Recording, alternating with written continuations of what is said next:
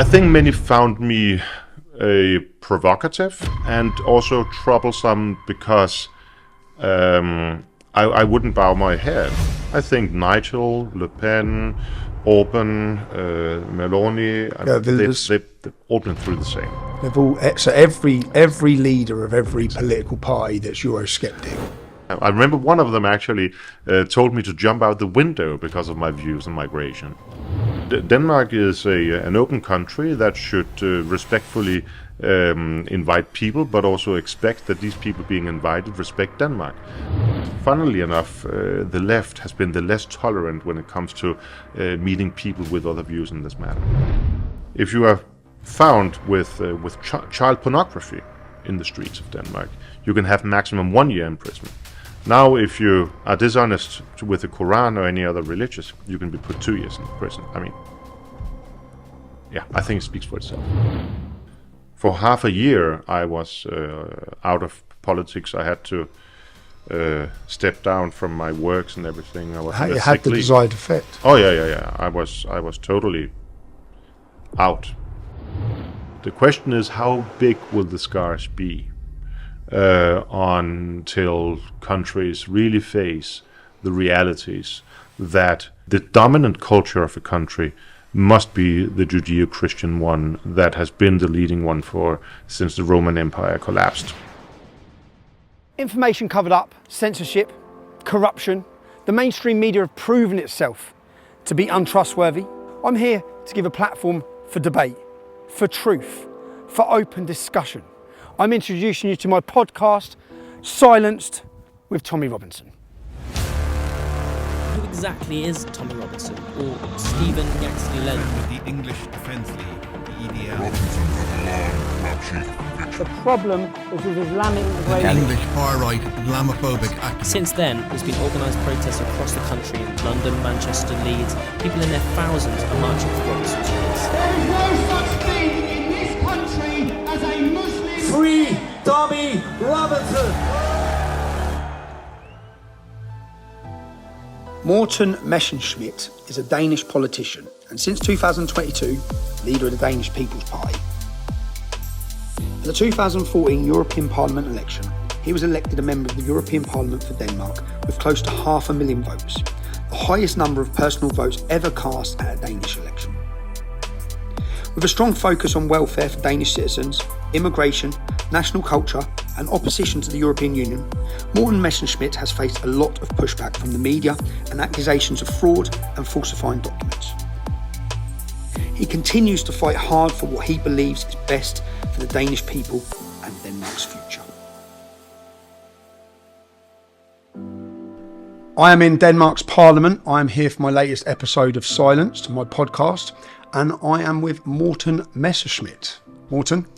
Very good to meet you. Thank you for meeting. Again. Yeah, thank you again. You last hosted me for the premiere of my podcast, Right. for my documentary, Silenced. And I'm here to find out more about yourself. Mm-hmm. I saw in 2008, I believe, you received the most votes any politician had ever received, and then you doubled that in 2014. Well, something like that, yes. So essentially, you are the most popular politician. Well, it's almost 10 years ago. Popularity that has to swing, so it's not always the same. No, it's ups and downs. So I wanted to find out more about who you are, basically. Sure. So I can give the viewers. Where you grew up in Copenhagen? Just north of, actually, in a smaller village called Frederikssund. I grew up in I think, a very average family of working parents, and with 5 siblings. And then, I choose to go in the political direction. I got an academic degree as the first in the family for, I think, 5 generations or so. And now I live in Copenhagen with my girlfriend and family. So now, what was your mum and dad's jobs? Well, my mom worked at the local municipality in administration, local administration, and my father, he was a plumber. Okay, plumber. Same as my dad. Yeah. And you left school and then you went to university. Did you have a good time at school? Yeah, I did. When I think in gymnasium, in high school, around midway through, the political interests came, and that of course sparked a lot of discussions with fellow comrades and so on, and that were not all of them agreeing with my views, but it never really led to any sort of conflict or something. So it was a good time. In university, I didn't have much time to be there, physically. I was more studying from home, doing all my political stuff on the side. Okay, so what was it that got you interested in politics? Firstly, it was the EU.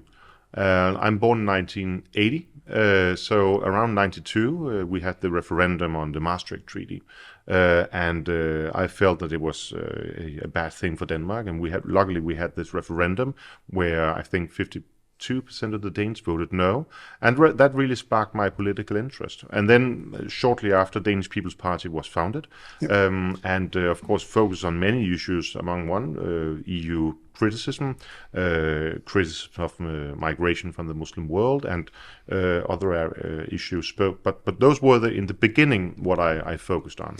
And what year was the Danish People's Party founded? 95. 95, and you joined as the youth movement, am I right? Yep. Well, I actually joined both the year after, I think, both in the Mother Party and the Youth Party. And what was it the party was saying that was about the European Union or about migration? Well, this idea that the Union would sort of harmonize all standards and social policies and border control, migration, all issues that I felt was Danish territory, and where loving Europe and the European countries, I certainly felt that Denmark had chosen another way, and we didn't want to be swallowed into this huge union.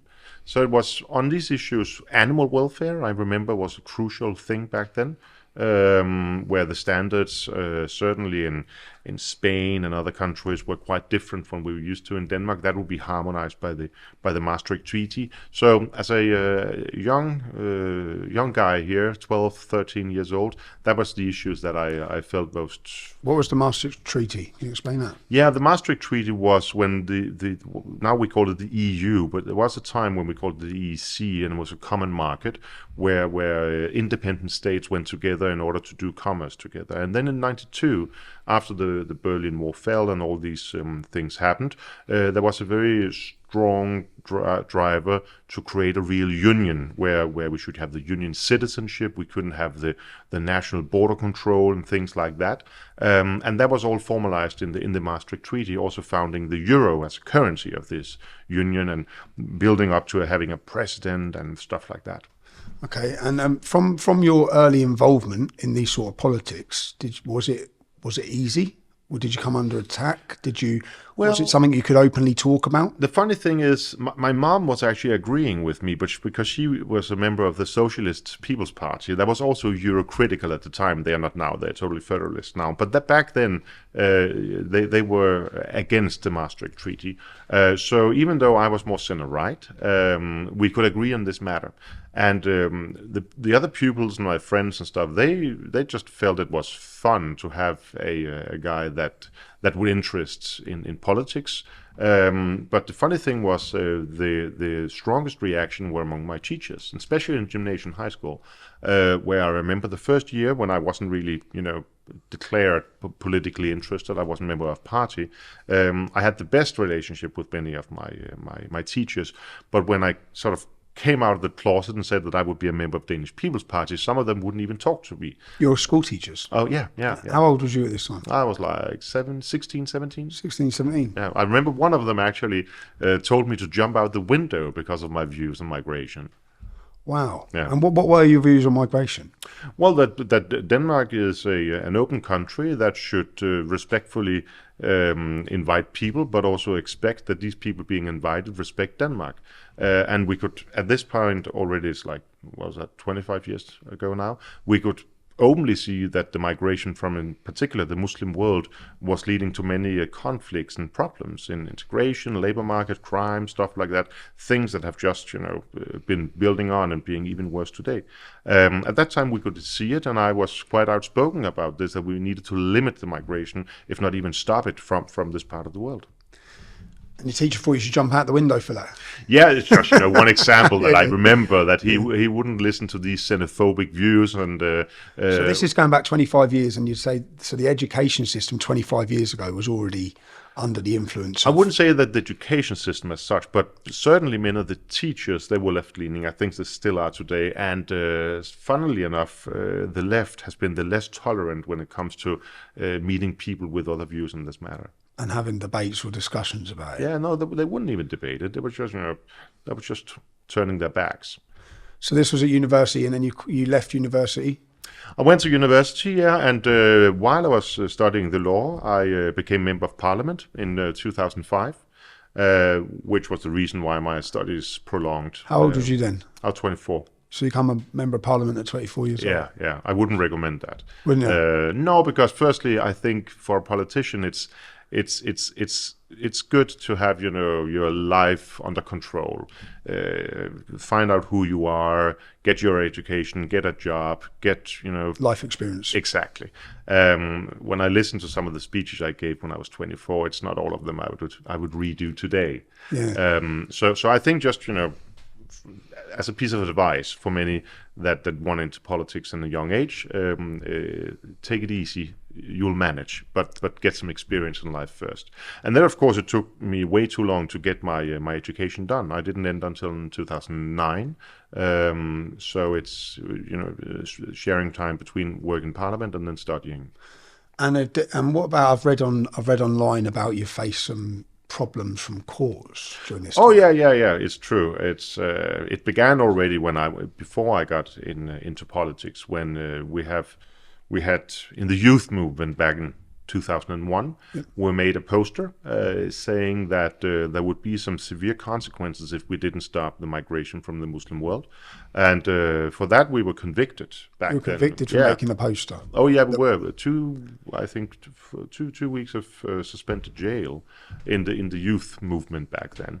And the poster simply said that there was a picture from the some place in the Middle East with some Hamas students standing with the Quran and some blood on it, and from reality, it wasn't a picture that we invented.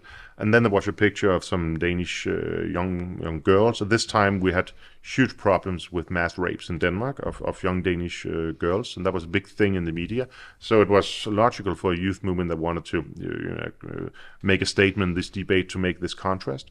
And then we predicted that continued migration would lead to more rapes, more violence, more uncertainty, and things like that. So the court convicted you, but would you say, sitting here now, with everything in hindsight that's happened, have you been proven right? Well, no, it's been proven right. I mean, and I think if we made that poster today, well, maybe with the new legislation that this government is passing, I don't know, but today I think it would never come to the courts. Because everyone accepts that that's what's happened. Yeah, because people can see that it was regrettably true. So how many years ago was this you wanted this with a poster? This, I think, was 2001, 2002. So it's if they would if people would have listened very early on, the amount of rapes, the amount of attacks, everything that's happened could have been avoided. They were warned. They were warned. Yeah, going back to this is longer than I said. I started my activism first in 2005 and then 2009. Mm-hmm. So this is taking it back even way before then. Mm-hmm. You were warning Denmark and Danes of what consequences could lay ahead. Exactly. But you weren't listened to. No. And in fact, you weren't listened to. You were silenced. Well, some listened, in all fairness, because in 2001, politically, there was a change. Where the Danish People's Party gained, I think, around 10% of the votes, my party. Yep. And which, of course, sent shocks through Europe. Not least because at that time we managed then to be the foundation for a new center-right government consisting of 3 parties. And we actually managed to introduce some pieces of legislation that today have become more or less standard in Europe, but at that time were severely criticized by the 24 years old rule, for instance, that you need to be 24 years old in order to have family reunification, that you need to have, on average, more connection to Denmark than another country. Things like that were introduced in order to limit we could tell at that time that many people from the Middle East here living in Denmark, turning 18, 19, suddenly got married with somebody who they'd probably never met from the whatever country in the Middle East where their family would come from, and then was family reunified to Denmark. And we wanted to stop that in order, firstly, of course, to limit migration through this part of the world, but also to protect the young person living here, giving him or Forced her marriage. a chance to grasp Denmark instead of being forced into a marriage that they had no idea what would be. Okay, and then you said the votes you got, there were 10%, and that was in 2010. Something around 10%, yeah. And the next election from that, because I saw you got. Then we began to grow gradually. And in 2005, I became a member of the Parliament group here, and I was very happy to be spokesperson on the European affairs. That was right around when the Federalists wanted to move on from the Maastricht Treaty I mentioned early on, with a real constitution for Europe. That was luckily stopped by the French and the Dutch that voted no in a referendum. Ironically, it's always the people that stop the insanity in Europe. The politicians, they just continue. But luckily, we have some countries like in Ireland and the UK and other countries, France, Denmark, and so where we have these referendums. And in many cases, it's the people that put down their feet and stop the insanity. That also happened here. And following on, so you had that first prosecution for the poster. Yeah, that was 2001, and then I have two other encounters with the legal system that were more. They're both political, but they were of another nature. The first one that was in 2007. I was a member of Parliament, and there is Tivoli, which is an amusement park here in Copenhagen. When they open in the springtime, it's a tradition that many people get there and gather and have some lunch and also some drinks. And I got a lot of drinks that day. A week after or so, a newspaper said that I had been singing Nazi songs. And it all ended up with apparently some former social democratic minister having said that to the media. And I filed a libel case against this newspaper because it was false, and it totally fell apart, and it ended up with the chief editor being punished and so on. But it took a while, and being accused of these things, it's sort of the rumors is spread. At this time, was you a rising politician as a young politician? Was you a threat? Would you say you were a threat to them? Because I think many found me provocative and also troublesome because I wouldn't bow my head. I mean, I knew my stuff in the EU debate and migration debate, and I didn't accept the common arguments of Denmark being a granting or benefiting from migration. At that time, people spoke about cultural enrichments and stuff like that, which was evidently... We've seen that now. Yeah, false when it came to this part of the world. You could argue that, of course, from other parts of the Western civilization, Denmark has historically been enriched. I mean, Messerschmidt is not entirely a Danish name. I think I'm an 8th-generation migrant from Germany, Please something like visit that. Yeah, urbanscoop.com but I feel Thank you. that I have sort of integrated and pay my tribute to this country, which is much more than you can say for many of those coming from the Middle East. So if you look at it now, you've got a politician who's lined up alongside the media. He's made allegations against you. The media have run those allegations around your whole country. I'm guessing they use that to beat you down. Nazi. Absolutely.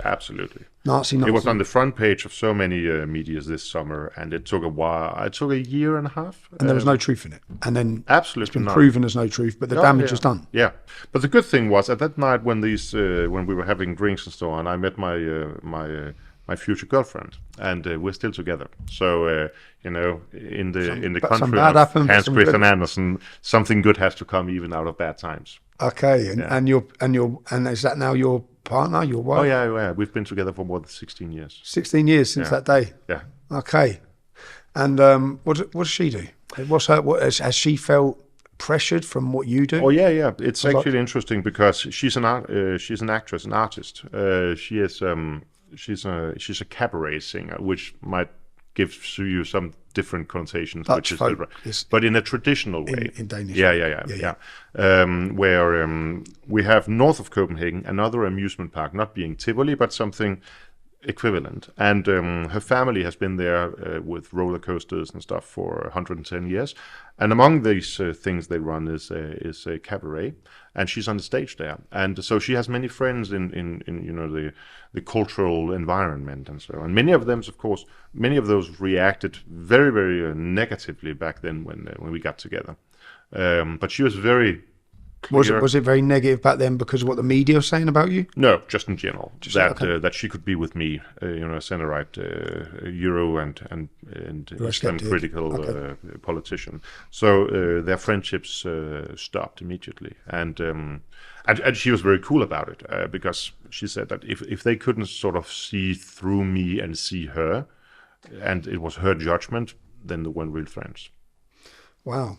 So yeah, her life's been affected. Oh yeah, indeed. No, it's and continued to. It has, and I won't be lying saying that this was not one of the reasons why in 2009 then I accepted to run for the European Parliament, because being in Brussels sort of cooled everything a bit down. Because people don't recognize you in the same way in the street, and you have some more privacy, and that was nice after meeting in this very media-focused way in Tivoli and things like that, and then the court case which we won, and it was nice then to have the idea of a more relaxed everyday life. So you escaped as such. Yeah, you could to the say European that, but also Union. it also intrigued me and inspired me to continue my fight against the European Union and the system, and what had originally been the reason for me to join politics and wanted to spend my life on this. So it wasn't entirely that, but it was certainly a positive adjective to the work. It had the adverse effect. Exactly. And you've had another court case, I believe. Oh yeah. So this becomes a common theme with anyone. Well, I hope not. I hope not. Yeah. Three's enough. Okay, so talk to me about the third case, please. Well, yeah, but in the European Parliament you have the political parties as well, and many of the Euro-critical parties have been under huge scrutiny for misspending. And Nigel Farage, I believe. Farage, Orban, Le Pen. Anyone who speaks out, they use the system. All of them. Okay. All of them. Yeah. And therefore, in I think 2015-16, Olaf, which is the criminal investigation of the European Union, began an investigation of what was at that time the party to which Danish People's Party belonged, called MELD, the European Party for Liberty and Democracy. And which we shared with Nigel Farage, I think, at some point. But that was before this.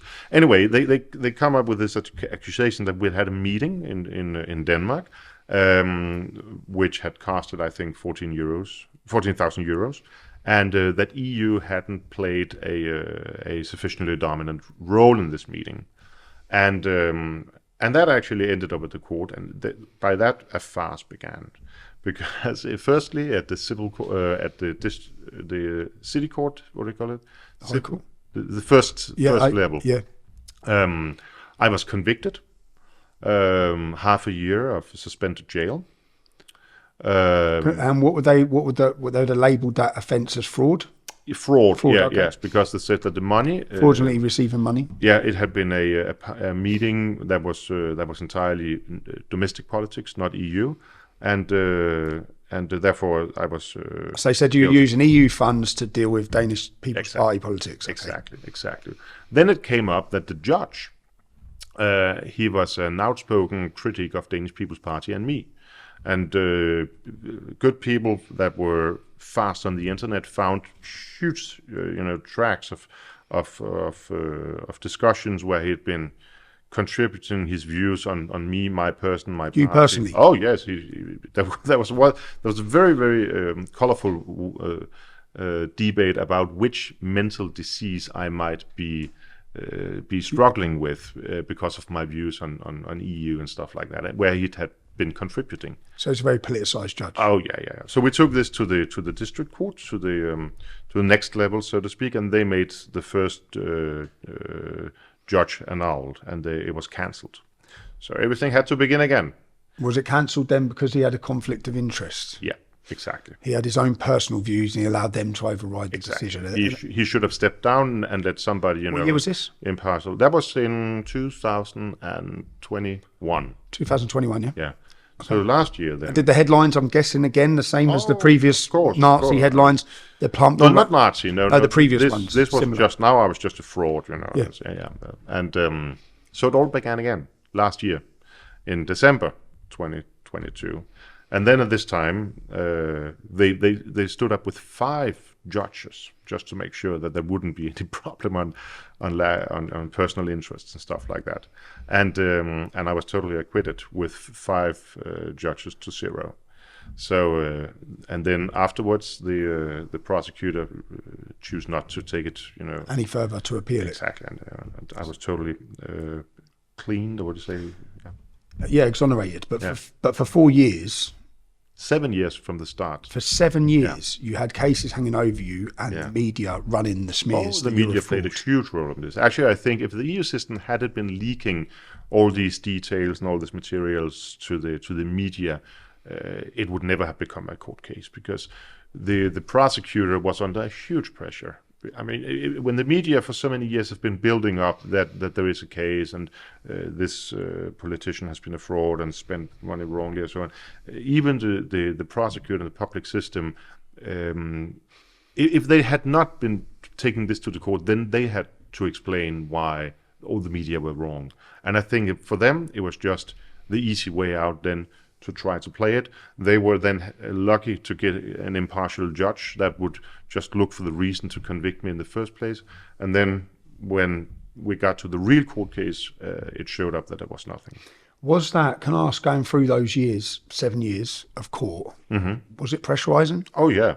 It actually got to me physically. I had to, for half a year, I was out of politics. I had to step down from my works and everything. It had the desired effect. Oh yeah. I was totally out. So it's. Is that for you and the family? Absolutely, it was very, very unpleasant for all the family. If it hadn't been for my family and my girlfriend, and of course, then I think I could not have been taking up a real job again. But they inspired me. They got me to believe and understand that I did nothing wrong. And they gave me the motivation to fight back and accept that, okay, we just need to fight. So a less strong character could have been beaten at that point, because essentially what I describe all this as lawfare. You've gone through 3 examples now. One where you've been proven right, another one where a politician fed the media to lie, and the country, and then your name was destroyed.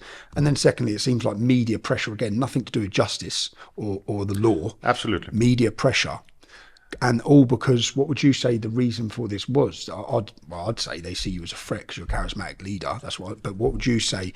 Because of your views against the European Union, and immigration. I think both. But on this matter, it's been the EU. I mean, it's so clear that all the political parties, all groups in the European Parliament have the political parties, and we know that all pay money back because some meetings are assessed whether to be too much in the one direction or in the other and so on. But it's only when it comes to the Euro-critical parties that it gets into the media.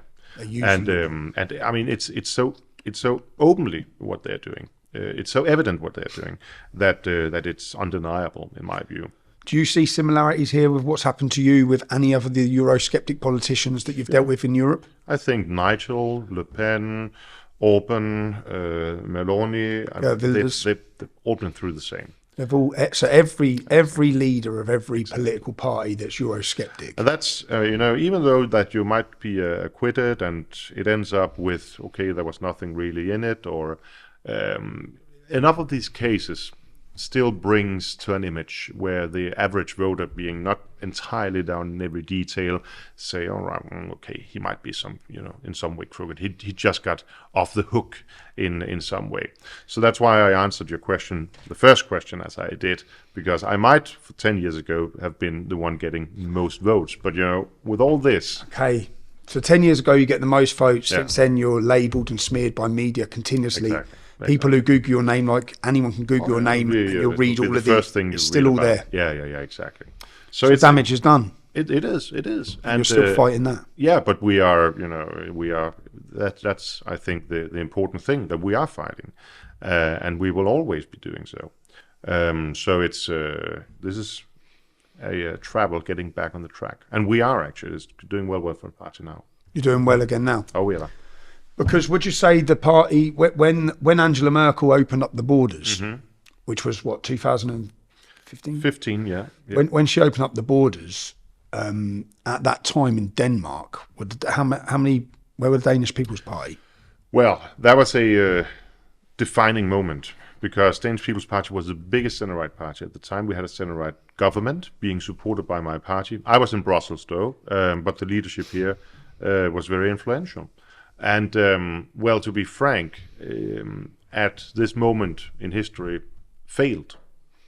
I must say, it's not, I took over the leadership a little less than 2 years ago, and I've decided I won't look back. I don't want to criticize too much. Okay. But it was a failure that back then we didn't close the border. We have in EU, we have something called the Dublin regulation, which means that if you want to apply for asylum in the EU, you must do it in the first secure country where you are.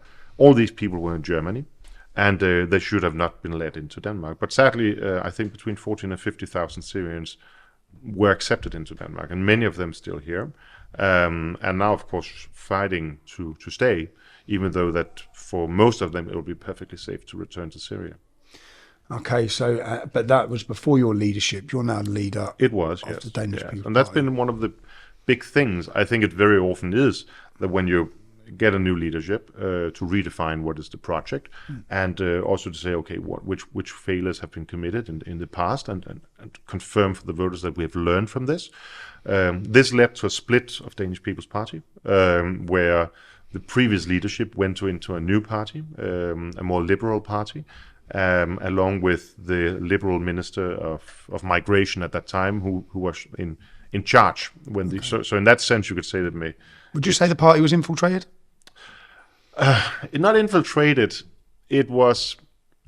If you look at the lengths they're going to, the European Union, Eurosceptic parties, if you look at the lengths they're going to silence anyone to do with immigration, would they come within parties? We got into a wrong track. Okay, that was the problem, and you could say that those who got into the wrong track at the time, they took the consequence of it and left the party, and now have more openly said that they are not Euro-critical anymore. They are not, as such, Islam-critical anymore. For instance, they favor to have mass migration as long as people have a job and things like that, whereas I'm much more concerned about the long-term impact of the country if you don't have a focus on Danish culture, Danish language, and things like that. So, but at least they took the consequence of their changed minds in politics and left the party to join another. So now the party's under your leadership, Morten. What is the biggest threat to Denmark? I think it's a mix still of migration from the Middle East and the EU enforcing this migration. And you don't have control of? No, not at all. No, I mean, we do have opt-outs on the Justice and Home Affairs, but it's not as safe as it should be.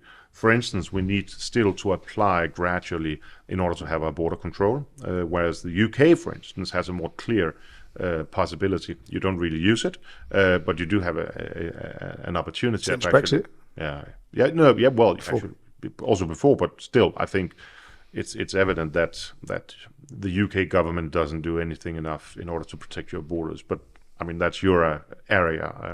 I'm focused on Denmark, and and we don't have the efficient border control that we should have.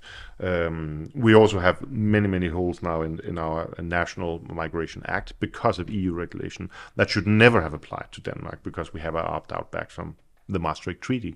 So in that sense, migration and EU are interlinked cases and problems for Denmark. Because you can't deal with the migration because the EU wouldn't allow you. They actually tell you who's coming in and how many are coming in. Exactly, and as long as the EU doesn't even want to help Italy, Greece, and some of the Mediterranean southern countries to protect their borders, this is a problem also impacting Denmark. When people get into Italy, it's not their dream country to be in. They want to go where the welfare states are massive, and that's Denmark, Sweden, Holland, and so on. Would you say these are asylum seekers? That's what they claim. But you disagree with that, would you? Obviously, some are. Well, we know from statistics that the vast majority of these should not have asylum. Economic migrants. They are coming for a more comfortable life, and I don't blame them, because looking at the conditions that their own countries provide. But two things have to be said. Firstly, if you don't like the countries that you're fleeing, then don't bring the culture that created the conditions in these cultures. Embrace what is the world history's best societies ever, namely the West. And so many of them don't. I mean, what we've seen here in Denmark and in many of the Western European countries is that Muslim migration come here and then insist on our societies to change in order to gradually become what they actually fled from. That's the first thing. And secondly, we cannot help those people really in need by these policies where so many that are coming for economical reasons apply for asylum. They make the system that should actually help those really in need, they are such a huge burden to that it disables our possibilities actually to help people that are in need. So we have to change these policies and focus on the areas in the world where the need is the biggest, and then help there instead of believing that they should just continually come here. You talk about they want our countries to change when they come here. Your country is about to change. It is changing. Has it changed for the better? Would you say? Is there? I would not say, but if you, I'm born in 1980, and it was not a paradise in 1980. I mean, if you could easily get your ass kicked in the streets if you got in the wrong neighborhood or whatever. But today, if you get in the wrong neighborhood, you don't get your ass kicked. You might be killed, raped. Raped, or it's an entirely different level of violence, of brutality that we see in Denmark, and that I think is impossible to deny has clear linkage to the many of the migrants coming here. Gangs of young Arabs making the streets unsafe for work, for well, not even only for girls and women, but also for just young people not thinking brightly and walking maybe home alone in the night, and then being spotted by these packs as a victim. And they don't just take your wallet and slap your face. They will jump on your head. They will kick you. They will be Is this something that's insanely cruel things. And is this something that's become common practice for many Danes now in Denmark at the hands of the migrants that are welcomed in? It is, and it's of course many migrants, and we have to say that for whatever reason that so many have loved Denmark, and that's fine. But it cannot take focus on these very, very brutal gangs that we see around in not only Denmark but most of Europe. But that's just comparing one thing from my childhood, how things have changed through these 30-40 years. Then of course you will see that suddenly you will have the Muslim scarf, hijab and whatever, all over the country.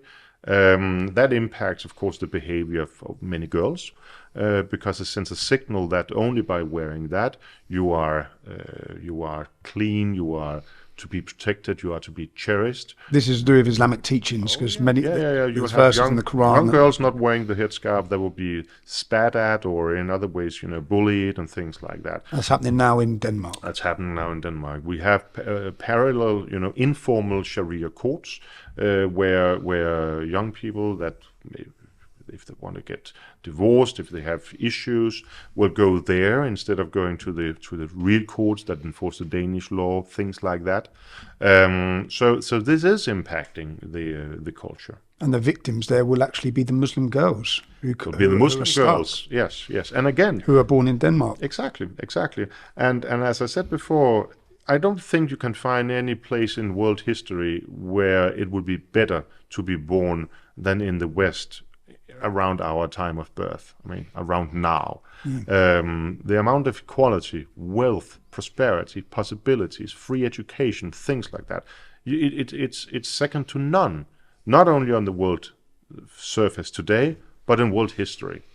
And why is it then that people come from countries that are evidently developed in a less attractive way? Because if not, then why would they? Why are they here? Why would they come? Why do they then insist on bringing a culture that has created these so dramatically different societies? Do you allow in Denmark Saudi Arabia's funding to be used for mosques? I think yeah. Iranian? Yeah. So totalitarian regimes? I will tell you a funny, or more, maybe not funny, but just a piece of fact. When the Social Democratic government ran for office in 2019, and successfully so, they had a full program where they tried to copy some of the policies of the Danish People's Party. One of them was that they wanted to ban funding from specific countries, naming Saudi Arabia, Iran, and these more radical Islamist countries. Now, speaking here, no countries have been banned, only one person. They have found one person who I believe have 12 or 13 cousins that he could easily, use as a middle person to if he wants to send money in here. So we have huge problems. And for instance, so they run on a campaign to promise to do this, to pull votes away from probably the Danish People's Party. Yeah. And then they haven't implemented any of it. No, they haven't even tried. I even presented the bill in Parliament, copying the text from their program, saying we should enforce this, and they voted no to their own. They voted no to their own policy. But that was just a facade. Exactly. We were using that. But the real thing, the real problem for us, I think, is actually not Saudi Arabia or Iran. They are as well, but the big thing right now is Turkey. Because they're threatening you. Because they are using your country as well. They are using the mosques for social control of the Turks in Denmark. Which they've done in Germany for decades. I think it's not only a Danish phenomenon. They've done it all over Europe, apparently. But they have this Diyanet, the Turkish Ministry for Religious Affairs, that then send out the imams and the people that are being, working at the mosque. And they work very closely with the embassy of Turkey. And then they report if they have Turks, and there are many Turks in Denmark.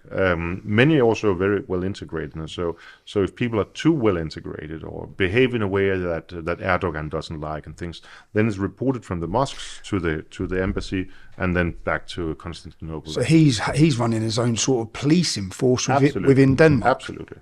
Not just that, you're about to go into Parliament. There's about to be a we have at what's the time? An hour or so. Yeah. The government is introducing a new shameful piece of legislation, which is not only reintroducing the ban on blasphemy, which we almost unanimously abolished 6 years ago, but is now even widening the scope of statements against religious artifacts that would be criminalized. What's the reason for this? We've had some very isolated but very active groups of people on the right wing that have been traveling around burning the Quran and making provocative statements, and that, for various reasons, had become to the Islam fascist government's awareness in the Middle East. And one should think that they had another plate, dealing with all the matters down there. But they are now very concerned about these Quran burnings in Denmark. And sadly, we don't have a government that would just say the obvious. Free speech. We don't fancy burning stuff, but we allow it. That's all what they should say. We have free speech, and that also contains, speaking and manifesting things that you might not like. And by the way, it's created, as I said before, the world's best society. Try to look at yourself. You don't have free speech. See where you are. That's what they should have said. But instead, they have bowed their heads. And which countries is this putting pressure on? I think it's mostly, as you mentioned before, Saudi Arabia, Qatar, Iran, Turkey, certainly. They have a union of some the Islamic, the OIC. OIC, yeah. This is a block of Islamic countries that come together, and when they want to put, whether it be political trade, trade pressure, any pressure, they use that to influence the host country. So they've been using that to threaten Denmark, threaten Sweden. That they need to ban these citizens who are exercising their freedom of speech. And the funny thing, or the sad thing, depends on from where you see it. Denmark and Sweden are not at all the only countries in the world where these manifestations are legal. Take the US, I think even the UK, Netherlands, many places you can do this, because I think you can argue that one of the most core elements of Western civilization is the ability to critique religion. Back in the Reformation, I mean, there were many harsh critiques of the Catholic Church. That was sort of the foundation for the Renaissance and the development of where we are today. So say that you should limit these critical approaches to religion, in my view, is very contrary to what has been Western civilization. Even though I personally don't fancy to burn things, Qurans or any other things, I think it's a bit primitive. I can easily argue against Islam without burning it. I agree. I think you should read it. Exactly. But people should have the right to even do things that the majority find stupid. That's the idea of free speech. Fundamental free speech. Yeah. Would you, okay, so the law that they're going to pass, or they're looking at passing, will make it illegal. You will carry a 2-year prison sentence. Is that something that as a politician you're going to fight against? Oh, yeah. For many reasons. Firstly, originally the government said that they would, very precisely go against only burning the Quran. Now, they are banning any improper dealing with religious artifacts, which can be basically anything. And it's not only artifacts from recognized religious foundations and movements. It can be anything. Would that include, say, for example, in the Quran and within Islam, it talks about the execution of homosexuals. So if someone took a pride flag and wrapped the Quran in a pride flag, could that now carry a 2-year sentence under this legislation? Most likely. I don't know whether it would carry a 2-year sentence, but it could certainly be a felony. It'll be a felony. Yeah. So they're taking away. So I think many of the even artistic contributions to the political debate we've had in the recent years would be included. For instance, there's a Danish artist called Jens Galschiøt. He made a very provocative picture. I didn't like it myself, but I respected his right to do it, of Virgin Mary with a child in her stomach being crucified, as a manifest against the Catholic Church and their views on abortion. Okay. I think that'll be illegal in the future in Denmark. And then you mentioned the level of punishment. Just to put it into perspective, if you are found with child pornography in the streets of Denmark, you can have maximum 1 year in prison. Now, if you are dishonest with the Quran or any other religious, you can be put 2 years in prison. I mean, I think it speaks for itself. And you had recently in Iran, Muslim women who have been fighting for their freedom, have been taking off their hijabs and burning them because they're forced to wear them. So these are the real feminists who are fighting. I believe you've had a Iranian woman in this country who has also. She's a brave lady who's burned her hijab. Firouzeh Basrafkan. Could she face prosecution then? If this law's passed, would that Muslim feminist or that feminist Muslims who are fighting against oppression? I think it will certainly be tried at the courts. Whether she'll be convicted or not, I don't know. But she has been, dismantled. How do you say? Tearing the Quran apart, not burning it. But that's been one of her manifestations. Ripping it apart, and that'll certainly be a crime. And that's one of her ways as an artist to speak out against the Iranian totalitarian regime. which I think she's been doing in very interesting, also beautiful, sometimes maybe more primitive ways. But that's the idea of being an artist, and having Challenging. You're making the people think. ability to try to move in some areas, and not always should be navigating whether is this legal or not legal. Shall I now spend 2 years in jail or shall I not? I mean, that's the idea of freedom. That sometimes you do something which is brilliant, and sometimes you do something that is not. I've done that a few times. Oh yeah, don't we all? What about so if they pass this law, and am I right that the Danish government have accepted the reason they're bringing in this legislation is because they're scared? Yeah, they believe it's now a matter of national security. They are in that sense. They are totally open. I have compared them with Chamberlain. There's this famous moment in 1938 before World War II really comes starts. back and it's all sorted. Yeah, he says peace in our time and things like that. And Churchill approaches him and says, okay, Mr. Chamberlain, you had to choose between dishonest and the war, and you choose to be dishonest, and then you will have the war upon you. And he was perfectly right. And the same thing happened here in a smaller scale. But our foreign affairs minister, he came out with this piece of legislation and thought that he could appease the Islam fascists in the Middle East. And just a few days after, Al-Qaeda said that they would now have more focus on Denmark and try to see if they could do terrorism here. So you can't reason, you can't appease these people. The only thing you can do is to find common ground with other freedom-loving countries and defend freedom. How are we still sitting there thinking we can appease them? How is anyone sitting this many years on exactly believing you can appease the fascists? Yeah, exactly. But so who decides the law in Denmark? Terrorists are now deciding what your legislation is, essentially. The sad thing is that because they've accepted the reason they're doing it is because of their fear. It's 3 days ago we celebrated the 80th anniversary of the day when, during the Nazi occupation, the government stepped down, collaborating with the Nazis. So imagine that celebrating that did happen 80 years ago, and then now having a new government that is taking dictation from these regimes. And not only that, I mean, they have even been working. There is something called the Muslim Union in Denmark, which is sort of a common umbrella organization for all the mosques and Muslim organizations and stuff. The Justice Ministry have been having meetings with them, organizing how these limitations of free speech should be. So they're dictating. This is how it's going to be. They're totally open in their defeat and accepting the violence or the threats of violence to now be the reason for limiting free speech. So would you say this is the end of free speech for Danes coming, possibly?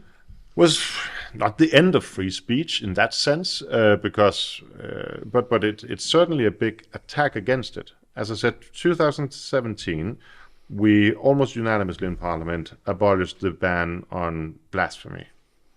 Now, if they had just reintroduced that, you could say, all right. But they're going further. But they have gone even further. And that is what I think troubles me the most, because then what's next? That's the question. Yeah. It always is. They're focusing on Denmark. Yeah. Do you believe that if Denmark bring in this blasphemy law, do you believe then Sweden, then Norway, then Britain? Do you think there'll be pressure put from the OIC on all of these countries? They can make one fall, make them all fall. I think it's impossible to see any other consequence, because if they have had now the Danish government to bow, then they just move on and say, okay, if you don't do the same, then the threats will be on you. And then when they have the same legislation in all the previously freedom-loving countries, they will come back to us and say, okay, now what's next step?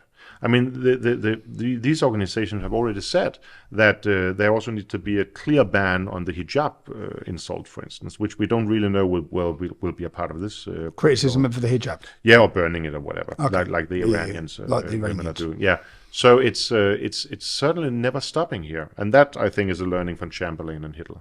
And that will just continue to criticism of Muhammad. There's so many things that Islam dictates. We are pandering to Sharia law. We're pandering to take the freedoms of our own people. These regimes are founded just as profoundly as you and I and the Western civilization are on freedom. These regimes are founded on banning freedom, on limiting freedom. That's what Islam is about. Subjection. That there should be only the wise people knowing the Quran that dictate society, limiting the freedom. So that's what they want. That's what Islam. That's the reason why the Islamic world, socially, economically, politically, has stalled. And that's what they want. I believe the threat level to Denmark is the highest it's been at currently. Do you think you are facing the threat from terrorism? Do you think it's a real threat? I think we have for some years. Since the cartoon. The Danish crisis. Cartoonist? Yeah. Talk to me about the Danish Well, cartoon. back in 2005, there was a book coming out about the life of Muhammad, a sort of popular one, also making fun with parts of the Quran and so on. And the author wanted to have caricatures in the book, but nobody dared. Nobody wanted to contribute. They were afraid of what would the reactions be. So the Danish daily Jyllandsposten at that time then invited famous caricature drawers to contribute. And 12 of them wanted to, and they printed it. And that, of course, led to a big issue in the Middle East, where Denmark was then under threat and stuff like that, because we had been, or not we, but these cartoonists have been depicting Muhammad and apparently thereby violating some rule in the Sharia. Punishable by death. Yes. Like Salman Rushdie and like anybody else who stands out for freedom and speaks against Islam, that they will be they will be under threat for fatwas, and thereby anybody. There was even a couple of years ago, Salman Rushdie in New York was. They got him. They stabbed him in the neck. Yeah. At the end, and a young guy that he wasn't even born at the time of this fatwa, and I think that shows how strong an impact this has in some parts of the Muslim community. I met someone yesterday whilst I was here, a gentleman called Rasmus, who was under 24-hour guard by Danish authorities due to threats to his life. Yeah. In fact, he seemed like he was living in a prison after. I assume. There's no freedom left for him, so his democratic rights have been taken. Yeah. Talk to me. And okay, so can I ask you about? There's a huge election coming up in America. I know. Can I ask you? Have you got your eyes on it? Have you had your eyes on it? Do you think the American situation affects us here in Europe? What's your views of the current? I'm actually a bit saddened what's happening in the US. I think it's very colorful. It's very funny, but it's not really the burning torch of freedom anymore. It's not inspiring as it used to be. I grew up. I think we grew up in the 80s. Yeah, 82.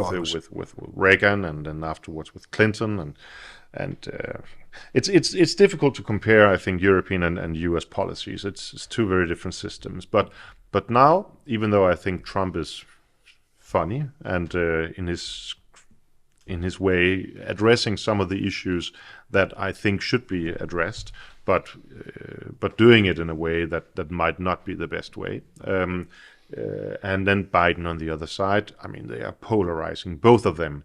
Polarizing the American democracy, which I think is essentially sad to be witnessing. Do you think there's been a problem with the last election? I don't know. Honestly, I don't know. I cannot. No, not involved. No. Enough. Okay. Can I ask you about what would you say in your whole of your life has been your most worst moment? My worst moment? Yeah. I think that was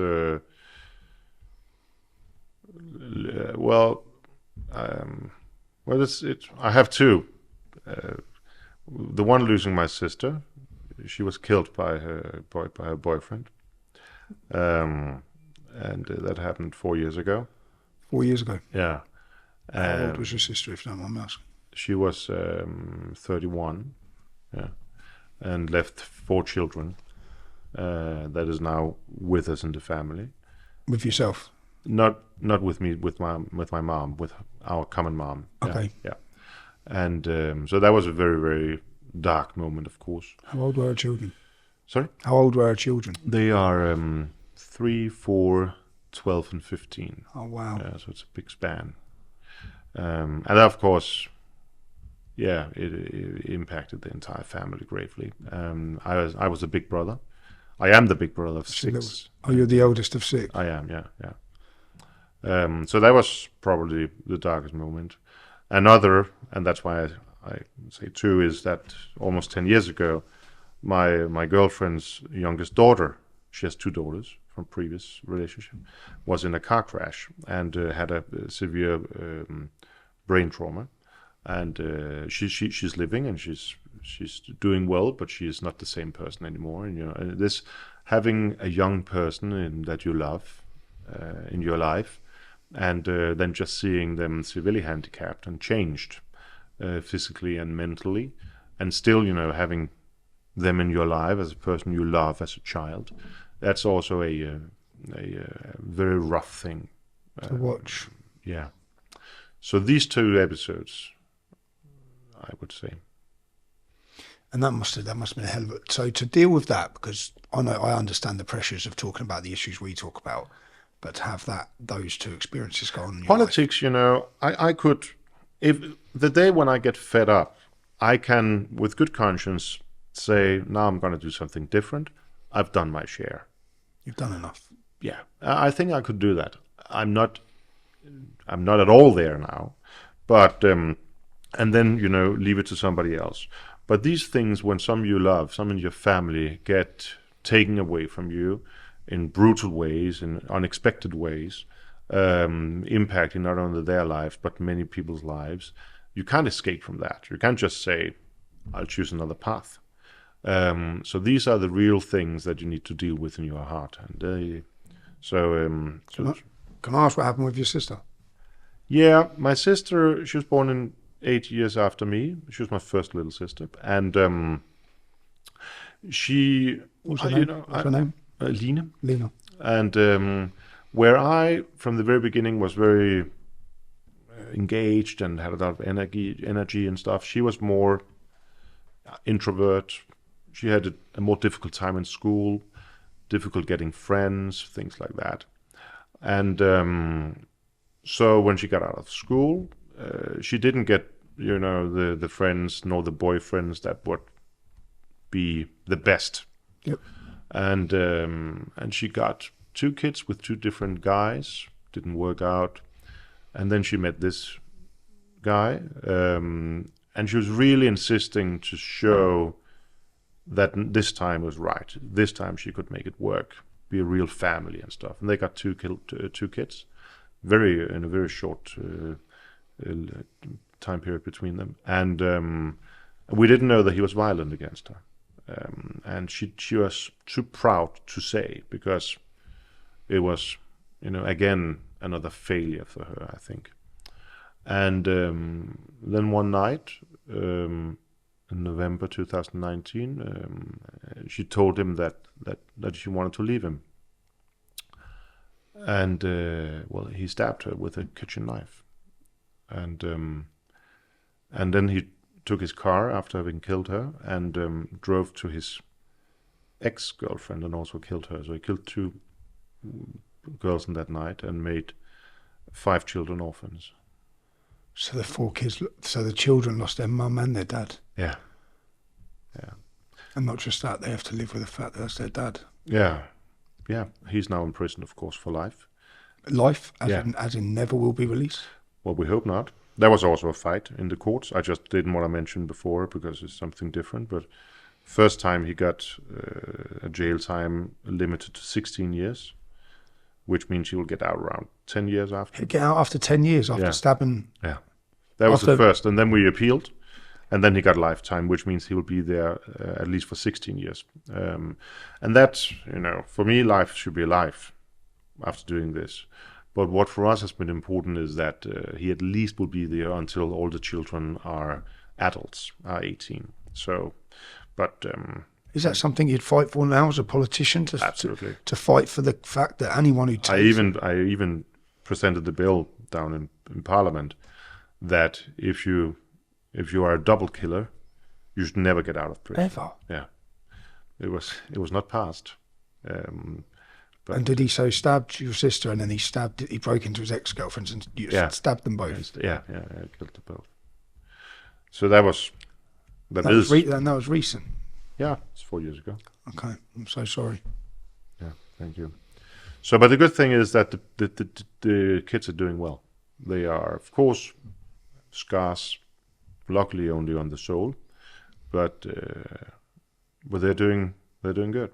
School, friends, family. You close with them all?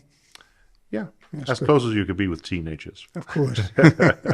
They think I'm awfully dull when they get. They think you're awfully dull. Yeah, boring.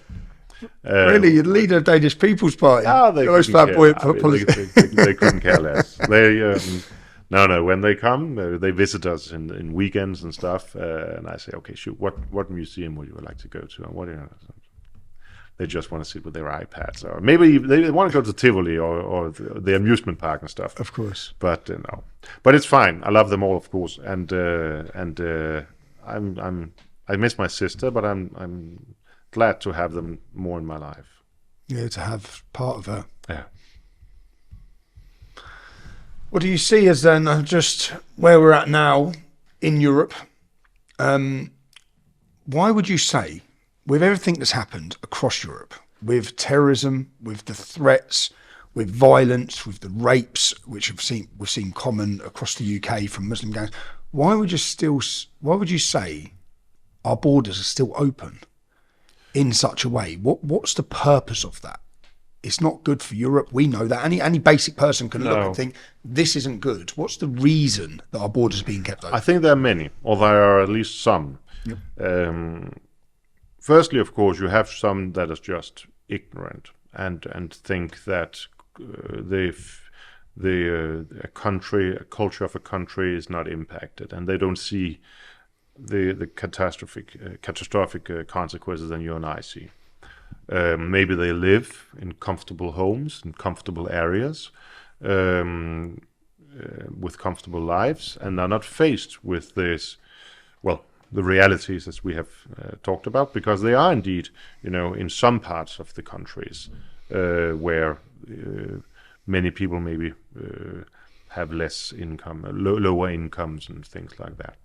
So they can just turn the blind eye and be morally, above. Then we shouldn't ignore that many in the industry just love to have an influx of migrants that will put pressure on wages and pressure on the labor market. To bring down the wage. Oh, yeah. I mean, and these are people that also, of course, live comfortable lives and so on. And then I think one of the problems we're facing now is that a new generation is growing up having never experienced anything else. I mean, they don't know how it was to live in a country where they don't have these problems of crime or open racism against the Europeans, or where the headscarf is not a part of everyday life, and what impact does that have on the rights of both sexes and things like that. That's, of course, and maybe that's even on the long term the greatest threat, because European culture is now changing. And if people don't understand what they are losing, of course, then how should they react? So I think there are many reasons, and then there are legal issues. Of course, you have a huge pressure on this system called the international conventions, written back in the 50s, right after the horrendous World War and the consequences of that entire period in the 30s, where it made sense, of course, to write into international conventions that everybody has the right to family life and stuff like that, but which is nowadays then being interpreted in any migrant coming here has the right to family life, which means bring the family here. So these international conventions from another time are being now abused in order to facilitize the migration. Yeah. And how long would you say Europe has before it's changed beyond? Well, if you have to be optimistic, then Europe has been through difficult times also difficult times of migration. I mean, now I speak on a 2,000-year perspective, and has still prevailed and has still, managed to get through. So I think we will manage.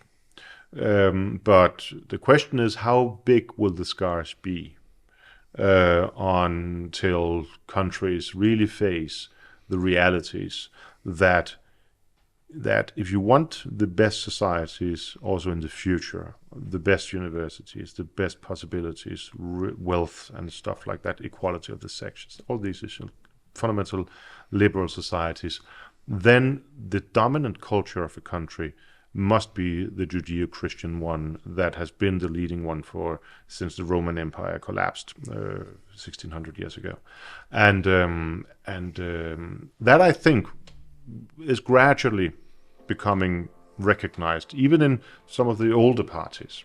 But it's going to take many years, tens of years, until the policies will be where they should be. Would you? When's the next election in Denmark? Well, now domestic elections will probably not be until 3 years, because the present government is doing so poorly that they will never call for election. So that will be, I think, in 3 years until something happens. But next year we have European elections, and which I very much look into. I'm not going to run myself. You're not? No, I'm perfectly. Is that happy. because you're happy here now? I'm happy here, and I have a very, very good candidate, and then we'll see what happens. How many are you fielding for the European elections? Fielding? How many people do you have standing? We have a list of 20 candidates. Okay. So we'll see. Morten, it's been an absolute pleasure. Likewise. I'd like to thank you. Thank you. Thank you for coming, and thank you for what you're doing as well. It's very, very important for all the matters we've been talking about. Thank you very much, and I wish you luck in whatever your next election, and your nieces and nephews. I send my love. Thanks, mate. Thank you very much. Carry on watching for more interesting guests. I'll talk to anyone. I'll debate anyone. I'll hear anyone's story. If you want to help me along that way, it's not free. I need your support. If you can support my family, that gives me my peace of mind. It means I can continue to do the work I do. You can do so at www.supporttommy.com. I appreciate every bit of support, as do my children. It gives me the ability to fly them out here to see me so I can stay in constant contact with them. I'm deplatformed and I'm censored, so I need you. I need you to share this content, and make sure you stay tuned for upcoming weekly guests, interesting guests, exciting guests. I'm Tommy Robinson, and this has been my podcast, Silence.